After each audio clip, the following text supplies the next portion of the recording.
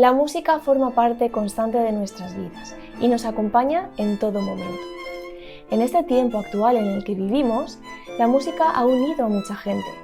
La música abraza, da alas, da voz, da alegría y transforma la poesía en ritmo. Por eso te invitamos a visitar el Centro Musical J.S. Bach de Sagunto. Me llamo Daniela Paneva y soy profesora de guitarra y lenguaje musical. Me he dedicado a la enseñanza porque creo que esta es mi vocación. Soy el profesor de saxofón y llevo tocándolo desde que tenía 9 años, porque cuando era pequeño siempre lo veía en bandas de música, en bandas de jazz, en orquestas, en bandas de rock. Entonces esa versatilidad fue lo que me llamó la atención. Siempre me han gustado los instrumentos de viento metal, su sonoridad, los graves, los agudos y lo que podemos hacer con el instrumento en la banda, en la música de jazz y en las orquestas. Para mí, el poder cantar, el poder expresar lo que está dentro de nuestro interior, nuestro corazón, es la parte más bonita que está en nuestro trabajo.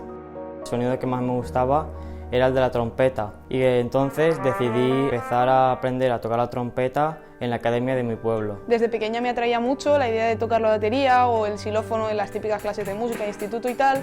Y nada, si os ha gustado os invito también a estudiar música aquí y uniros a nosotros. Me llamo Nicolás Ortiz y esta es la trompa y la llevo tocando desde hace 5 años porque en el conservatorio de mi pueblo nos dejaron ver instrumentos y la toqué y ¡buah!, me encantó y pues aquí estoy.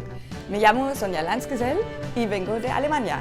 Cuando nos mudamos a un cole había una compañera de clase y ella trajo su violín al cole y tocó y me quedé ¡oh, qué bonito!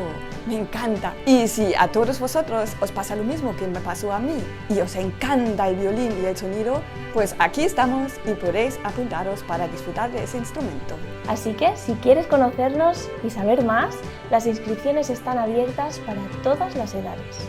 Ven y forma parte de nuestro centro musical. Aquí te enseñaremos por qué la música toca el alma.